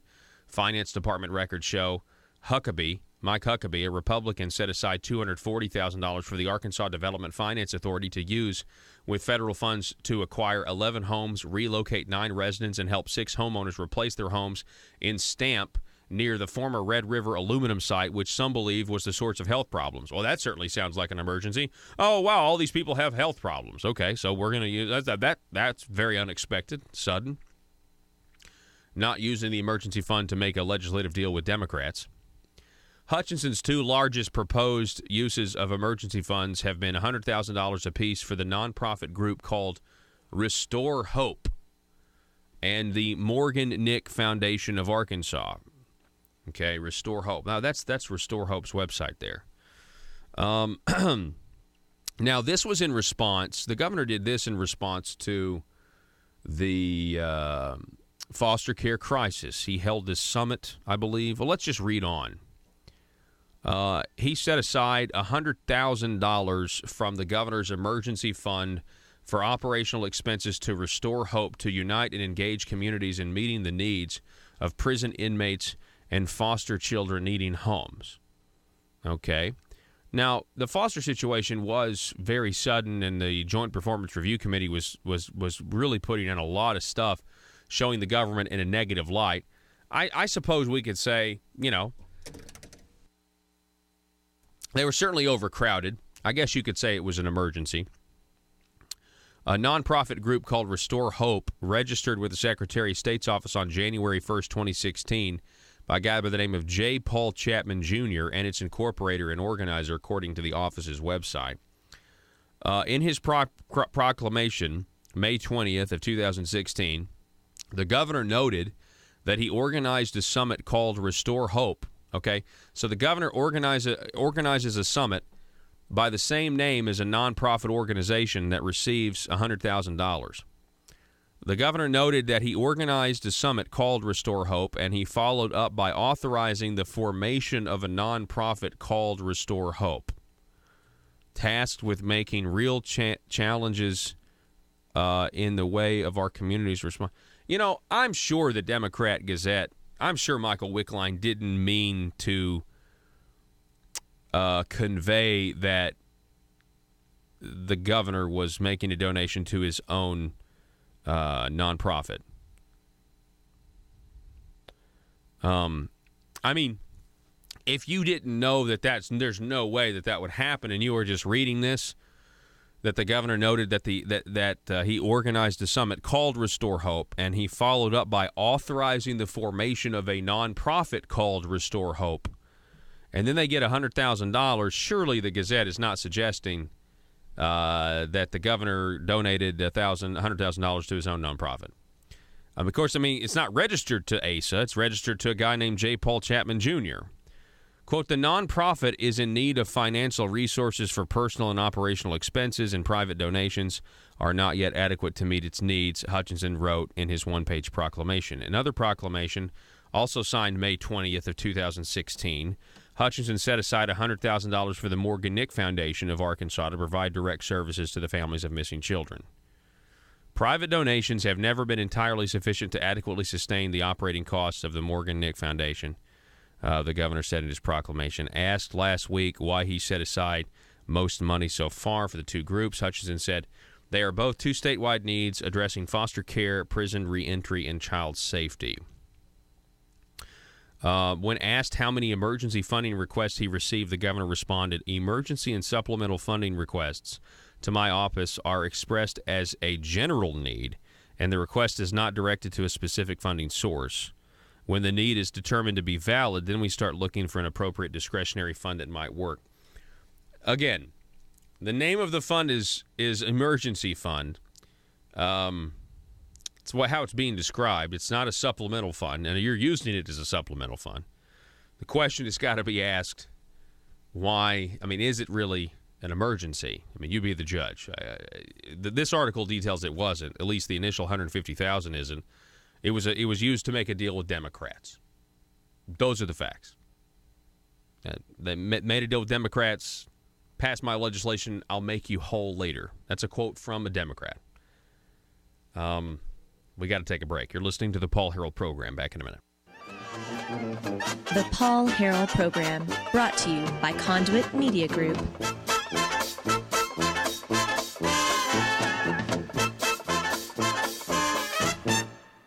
Come to Triple R Furniture and see our sofas, recliners, bedroom suites, and more. At Triple R Furniture, we'll deliver up to 50 miles away, and we're here to help you with all of your furniture needs. Triple R Furniture gives you the option to buy furniture outright or rent to own.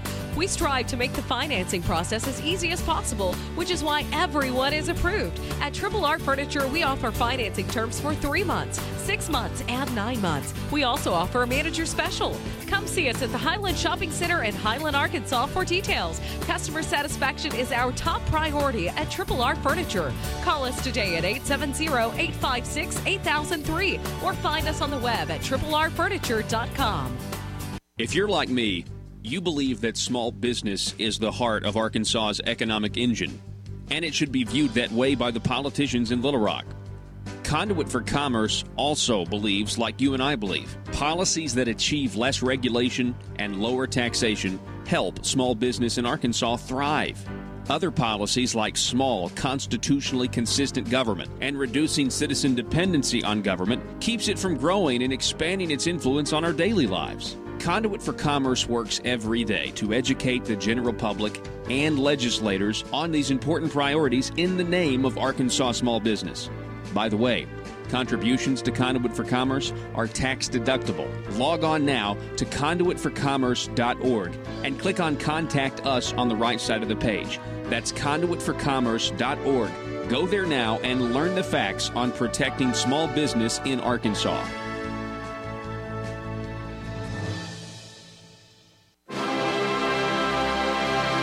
This is Mother Government. My people. The promised revenue gathering to fund my motherly goals, such as the Arkansas Works Obamacare private option, has commenced. I have asked my representatives and senators to execute my will concerning new revenues from the tires you use to drive on my roads, the candy and sodas you consume and purchase in my stores, and the digital products you download on my internet. Your sacrifices and tributes, which are owed, display a measure of obedience, but there are still collectible sacrifices I require from the people to increase the work and size of our great government of Arkansas. There are 2 matters left unresolved. 1. I require a general tribute for all purchases made on my internet. Not just digital products, but all products. My dear children, there are those who would thwart my motherly goals of progress. If you see them, please combat their misguided notions of freedom by using phrases like mom and pop, and tax cheat. 2. I still require more revenue sacrifices concerning your consumption of my gasoline. I require your undying loyalty on the subject. Subjects, in conclusion. More revenue is good. Static revenue is bad. This message was brought to you by your stewards, aristocrats serving Arkansas. Thank you, my children, in advance for your required and expected obedience that keeps society safe and prosperous. And always remember, from cradle to grave. PHP Parody. Need to get something off your chest? Then call or text Paul now, 870-275-9799. Give us your name and county, 870-275-9799. Text message. As a person who works 40-plus hours a week with a spouse who usually works even more, I'm getting aggravated. Those who refuse to work, even one job, demanding that they live nearly as well as we do. Fight poverty, work. That is a text message here. Maybe that's in response. I don't know what that's in response to. Maybe it should be in response to the fact that the legislators gave themselves 2% raises again, indirectly. Maybe. Who knows? I want to talk here in a minute. Just real quick, I found this article just to kind of illustrate how terrible the mainstream media can be sometimes. We're one of the most overtaxed, overregulated states in the country, and yet we have articles espousing that that's not the case and using it as a means to advocate for more welfare. I noticed the Hospital Association has now had a temper tantrum over the very lukewarm move to try to implement a part-time work requirement for those who are on free insurance, able to work adults. Back in a minute. Paul Harrell, weekdays from 4 to 6. Learn more at paulharrell.com. Absolutely. And I mean, just the arrogance of that statement from Alderman Don Etherly. It doesn't benefit the public. So just that right there tells you that he thinks he is the be-all, end-all of what is good for the people. He says this ordinance preys on people's dislike of government. So he's saying, listen, the people don't know what they're voting for. They're basically an angry mob who hate us, and we're not going to listen to them because we're the boss, not the people down the street. Yeah. Right? Not the people who actually pay us to be here or elect us to be here. If I still hope that 2,465 people are just angry about this and ready to kick out every single one of those people that voted this way.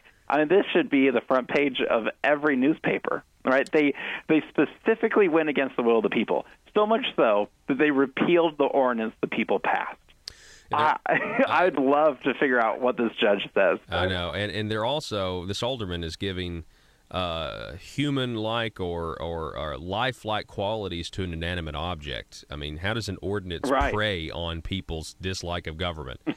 I mean, come on. That doesn't make any sense. Well, and I'm pretty sure when they walked in and read the ordinance that said this is going to take the city council members from, what was it, 10 to 6 or something like that? Yeah, 10 to 6. I'm pretty sure when they saw that, they knew what they were doing. Oh, we're going to fire 4 of them. Okay. And they voted for it. That's not preying on anyone's, secret hate of government, these stupid conservatives. Yeah. That's just saying we don't need that many.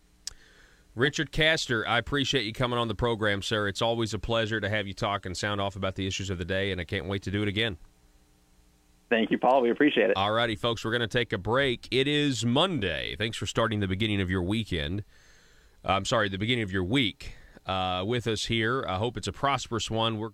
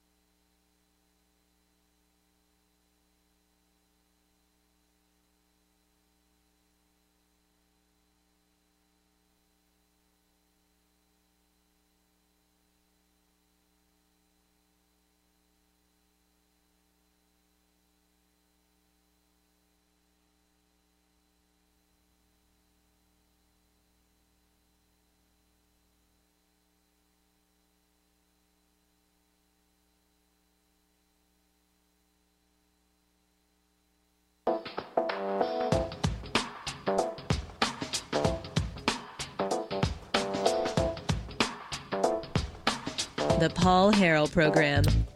All right.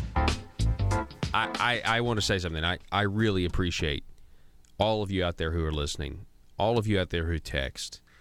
I'm really, really thankful. So you guys are out there, and we can't do the show without you. I know you are recognizing the value of the information you're getting, and you're not getting it other places. And I want you to know that I wish that wasn't the case. Yeah, I mean, like I wish this information was everywhere, because if it was everywhere, I really do believe we would have different results. Because that would mean more. Because I fundamentally believe, ladies and gentlemen, that issue by issue, the average Arkansan wants a government far more limited, confined, and conservative than the one we have now, that the Republicans have given us. And they don't seem to get it. They really don't. But we're going to keep speaking the truth. We're going to keep doing what we're doing. This program is growing. This program is reaching new people. And we will reach even more new people in the future. Again, the number, give us your name and county, 870-275-9799. And you know what? On that we can easily get to this. And so here's our whiteboard. We really haven't talked about this much today or yesterday, but it's very simple. This week our whiteboard just says decode CCL. Okay. Now what that means is that what we do here, and I would even suggest to you, in many cases, or maybe even more so, what Conduit does is to decode, get to the truth of the matter, and to decode carefully crafted language. Okay, and unfortunately, that's what you have to do: decoding their carefully crafted language. The scorecard that came out recently, that's part of this. The scorecard having to do with the voting records that the legislators don't want you to know. By the way, I mean, the votes are simple. If you want to know where you scored on that card, first of all, you shouldn't even care now because you didn't care then. Because the only ones that care now mostly are ones who ranked lower than they think they should be. That core does not the scorecard doesn't reflect a good self-image, the self-image that they've built themselves up. Hey, you know what? That reminds me. You know what that scorecard really is? That scorecard is a piece of the Liberty Machine. It's a piece of the Liberty Machine. One of these days, and we've got our Liberty Machine T-shirts, and they're on sale at paulharrell.com, and it's the state of Arkansas, and they're great. The state of Arkansas, and you see them right there on the screen. And the gears of the Liberty Machine, okay, that's just kind of a conceptual design. But the actual, you can take it down now. The actual Liberty Machine, okay, it is a machine of different components. It's designed to produce the same product every time, which is freedom, liberty, right? You know what one of the components of that Liberty Machine is? It's a mirror.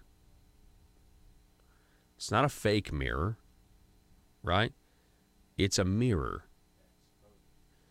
that shows them who they really are.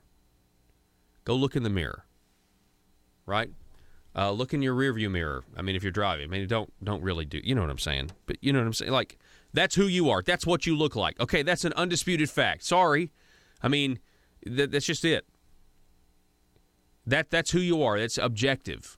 That's what you look like. That's what others see when they look at you, and that's what you see when you look at you, and you can't change that. That's what this scorecard is. It is a mirror. It is part of the Liberty Machine, and it is a mirror. And they are looking in the mirror, and they're freaking out because they're upset that that's who they are. They're upset that that is how they voted, and they're very upset about it. They can't. It's like they can't accept the reality. Yeah, that's you, buddy. Sorry.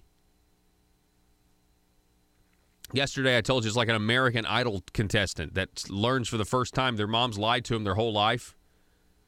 Their dad, their family. Yeah, you're the best singer ever. You're going to be, you're going to be the next huge star, huge celebrity. And then they actually get among professionals that know a little something about singing, and they're like, hang on, you don't even have a chance to be good. Matter of fact, sweetie, for your own good, you've got to stop pursuing this so you can actually go do something else and be a productive member of society. I mean, those are the worst, like the most painful, like just like you don't need to waste any more of your time doing something that you just simply are never going to make a living at. You know what I mean?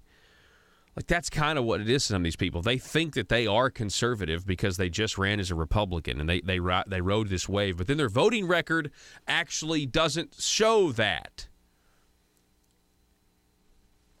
Maybe on social issues you're okay. All right. Everybody agrees with those. Unless, Walmart calls and tells you to, throw the religious liberty bill that you supported away and, manipulate everybody. But, I mean, unless you're that person. Most everybody in Arkansas supports social issues. Religious freedom, by the way, is, it's not really even a social issue as much as it's just like a, an unalienable right. Like for you to just be able to live your life. All right. So I've got, speaking of religious, all right, check this out. This is an article over at The Atlantic. I want to submit this to you. This is from April 8th of 2016. I want to submit this to you as a way how the media lies. Now, when I was telling you earlier about this nonprofit group called Restore Hope that the governor donated $100,000 to, this is in the Michael Wickline article we were just covering, from his emergency fund. We were analyzing is it really an emergency. Now, this was to help, prisoners and, kind of readjust as well as foster care people, the foster care crisis, right? And so, he had a whole summit called Restore Hope, and then right after that there was a nonprofit founded called Restored Hope.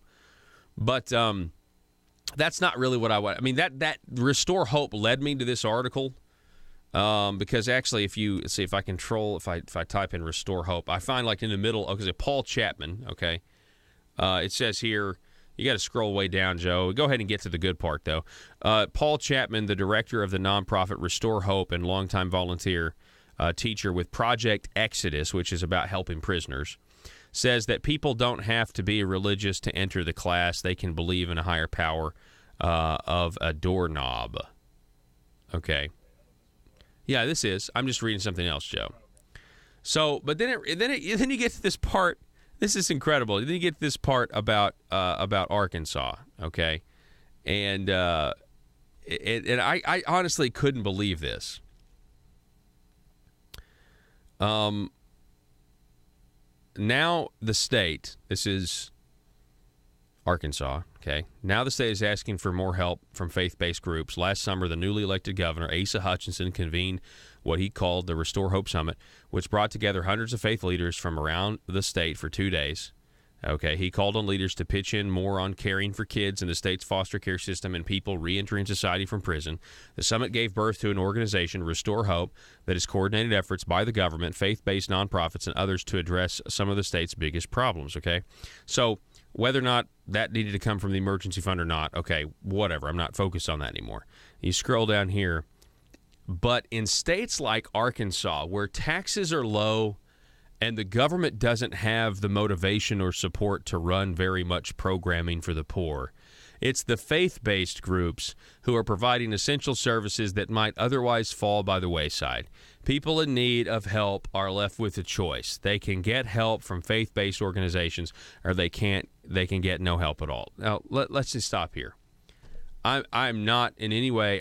Faith-based organizations are fantastic, and matter of fact, the rise in welfare rolls in many ways is because for generations the church has not been generous with the prosperity that has been generated, the blessings, and in many ways, right?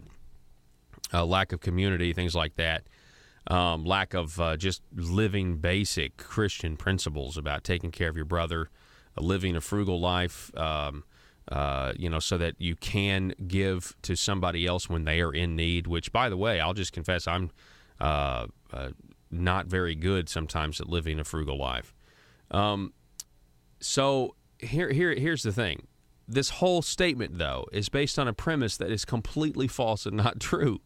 States like Arkansas, where taxes are low and government doesn't have the motivation or support to run very much programming for the poor, give me a break. Ladies and gentlemen, we are a welfare state. They might as well change the license plate from the natural state to the welfare state. That is who we are. We expanded Obamacare, Medicaid. We have 1/3. We have 1 million people out of 3 million in this state who cannot pay for their health care, and they are getting paid for by the rest of the taxpayers. This is a perfect example of someone who, one, doesn't know what they're talking about, and two, generalizes states by region, by where they regionally are. That's a really good point. They just wrote that because they're like, oh, Arkansas is in the South, and it's, you know, but they have no idea. By the way, back to the scorecard. When Conduit for Commerce says that the scorecard takes into consideration, you know, because we're just a state organization, right? The Conduit for Commerce is just a state organization. So they take into account the fact that, you know, they have on hand or, you know, specific knowledge of events. I don't know what the exact quote is, but you understand.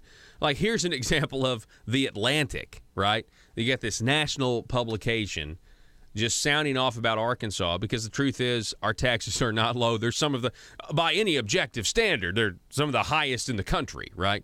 By any objective standard, right? The government does have welfare programs, and we devote a lot of our money to it. Matter of fact, we're spending over $100 million a month on 330,000 Arkansans who are able to work adults. I mean, we got so much welfare. We got so much welfare in Arkansas. We take care of people who can work, and we take care of people who are the truly needy, while leaving off the developmentally disabled. I mean, they need care. But anyway, I hate using this phrase, but would this be considered fake news? Yeah, and you shouldn't be afraid to use that phrase. Well, I love that phrase. I hate using that word, fake news. That phrase, because like it's got, oh my gosh, it's such a bad phrase to use now. Like, everything is considered fake news. Well, see, yeah, I mean, I guess it is. To me, and I've never heard anyone actually. Where did it come from? Because I'm not. I think it came from during. I think it came from Trump. Yeah, did you think it came from Trump? I think it came from Trump because it either came from Trump. Go ahead. What did you think? Because around the end of the election, there were a lot of people, and during the first part of his presidency, there were a lot of news organizations just trying to dump dirt on him, on Trump, and a lot of it came out as verifiably false, like just false information. Yeah. And I think the idea of fake news started coming out, or that idea started coming out around that time. Yeah. I think. I feel like the term fake news actually came from the opposite. I think it came out of Hillary Clinton. Really? Well, there was so much. Well, I mean, if you think about it, but Donald Trump turned it around, right? So I think it was from the Podesta emails and all of the really weird, freaky things in those Podesta emails and those WikiLeaks. And I think the mainstream media, in order to cover for Hillary Clinton, coined the term fake news. So where did the term fake news come from? That's what I'm Googling right now. Let's see. Where does term fake news come from? Let's see. Let's say this is the 1890s. I just want to know recently, okay?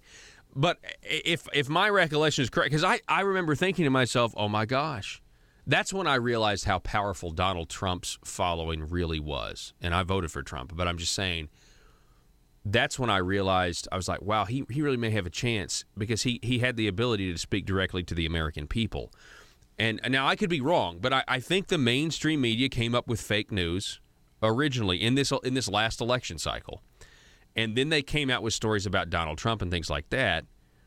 And it might have been right after the election. Fake news, you know. Yeah, that's what it was, because it was after the election, and the mainstream media started saying that Donald Trump won.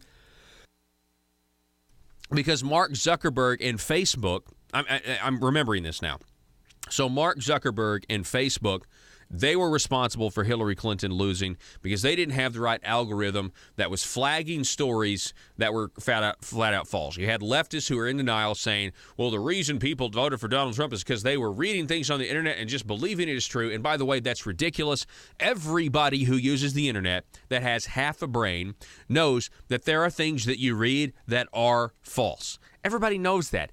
Everybody reads things. If you're going to a news site that you don't trust, and it's some story, some guy on Facebook, and they're throwing this story out there, most people, okay, so I said everybody, but most people, if it's not one of your go-to news sites, you take it with a grain of salt and you do your own research. I mean, that's what most people do. And so anyway, I thought it was ridiculous.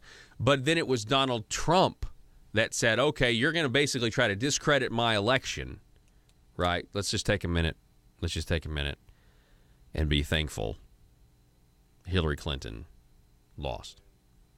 For all of the pomp and circumstance, for all of the hopefuls looking up at a glass ceiling, hoping that it would shatter, like Shaquille O'Neal dunking, dunking like the backboard shattering or something. Like, for all that, like, it didn't happen.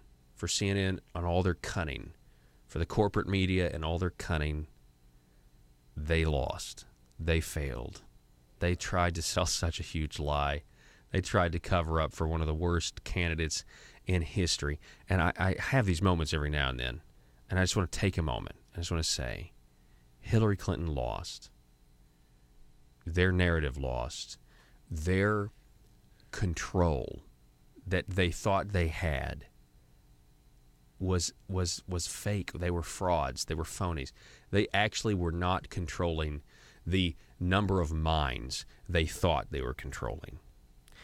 And I just want to take a moment and say, it's pretty awesome that Hillary Clinton lost.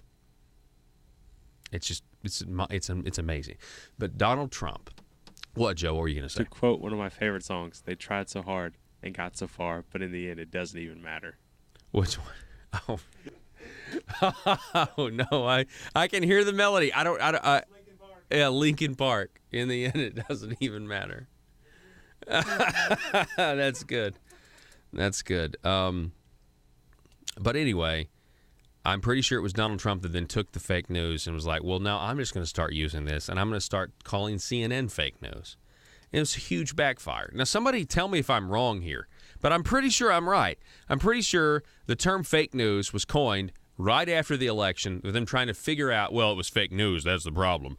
It was, and what they're really saying is not that there aren't stories out there that were wrong, but what they're really saying is it's the same line of these Democrats who are arguing that bloggers shouldn't have freedom of the press, that you need to have government credentials in order to be considered a journalist, in order to write, in order to do these things. I mean, these psychos actually have. These totalitarian freaks, like they actually, those are proposals, because the internet, this open source information, is so dangerous to them. Because, are there stories out there that are fake? Yeah, there are. Of course there are, yeah. But are there stories out there that are true that CNN doesn't want you to know, that the corporate people controlling CNN or MSNBC or ABC or CBS or all of them, or even Fox News, are there things out there that they would just rather not talk about? Absolutely. Absolutely, that's the case. I'm really glad Donald Trump won. And even though there's all this obstruction and all this, ridiculous stuff about Russia, and CNN and the rest are just doubling down, they're trying their best, like, okay, well, we failed, but let's double down, and you have this deep state, and you have all the leaks and things like that. I know one thing. The status quo has been disrupted. I know that for sure. Even though there's other things going on that I disagree with, I feel like our Syria policy is still, I don't even know what our Syria policy is at this point. It's very strange. We got to take a break, though. You're listening to the Paul Harrell program. Thanks so much for being with us. Back in a minute.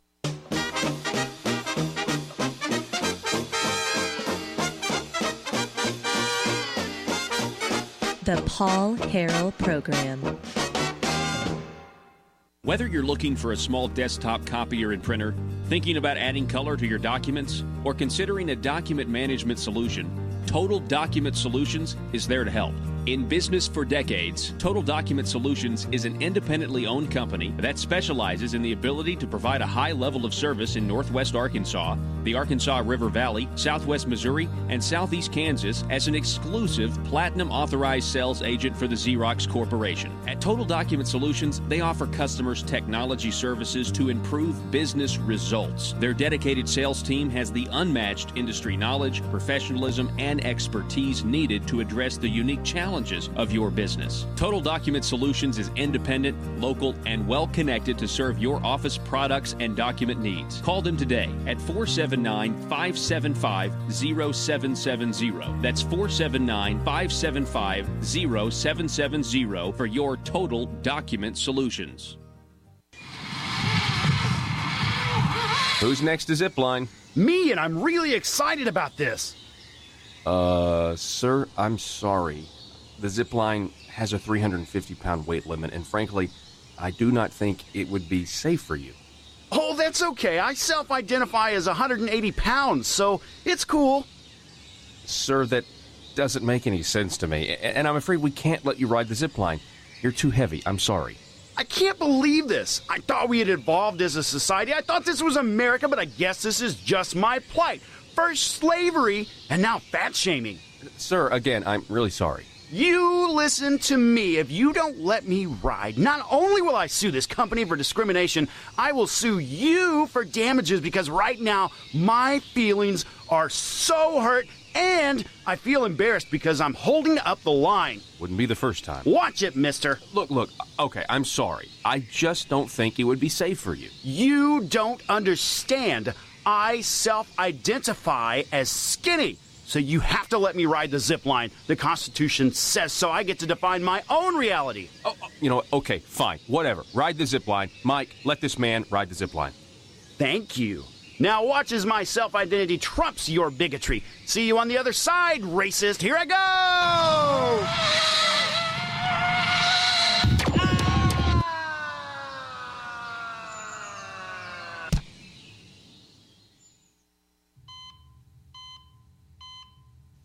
Doctor, thank goodness.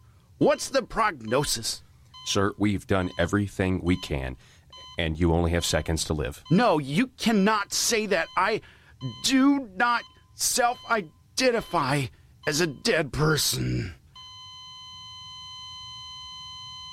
PHP Parody.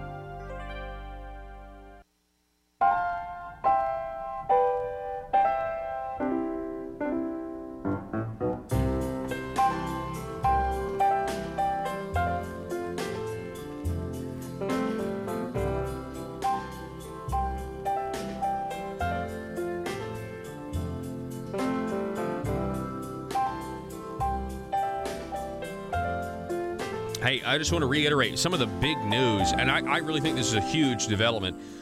We have been following the indictment of Senator John Woods and the guilty plea of State Representative Micah Neal over general improvement monies, which are grants that legislators get and distribute to get reelected to, I don't know, they could go anything from a Boys and Girls Club, which could be a good thing, all the way toward, not the reelection part, but all the way towards money laundering it to colleges that then hire consulting groups to sell access to the legislators' influence. And then the consultant takes the money that the college paid them and gives it back to the legislators as a kickback, right? Like Micah Neal got $38,000. So he pled guilty over that. So a couple of weeks ago, maybe a month or so ago, it came out that John Wood's attorney asked for a continuance to like December 4th.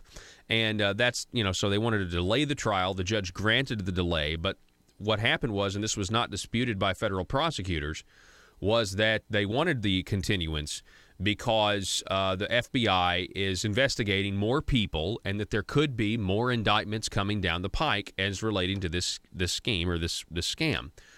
And so that was even so that came up on the show the other day because the Bureau of Legislative Research has now been approved to hire outside legal counsel to deal with FBI requests on legislators' emails. We talked last hour to the former head of the Bureau of Legislative Research that says that when he was there, he left in 2012 or 13, that when he was there, the Bureau was in charge of managing the emails for those legislators, that they were on a secure server in the Bureau.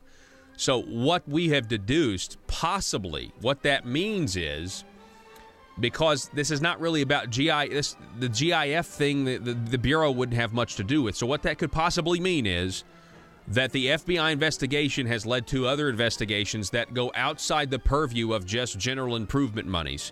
We could be looking at more shoes to drop on more issues. Be safe, Arkansas.